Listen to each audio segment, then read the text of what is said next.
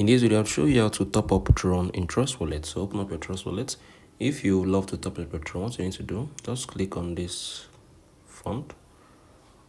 Yeah, so let me say you want to buy crypto. I'll select Tron or look for Tron. So I'm currently in Nigeria. I'm currently from Nigeria. So if you love to top up your Tron, I think like you need to top up a payment method. You need to select the amount of Tron you want. Oh yeah, so I think you can be able to buy once I've added the own payment method. You can be able to also buy with P2P, or you can be also fund or like you can be able to fund your wallet, right? So what you need to do, click on this, look for Tron, get your Tron wallet. So this is Tron. So once you get your wallet, you can be able to fund it from your Tron, from your Binance.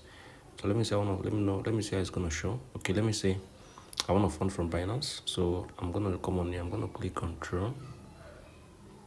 So I think this is gonna come out. So I think Tron, yeah, this first one.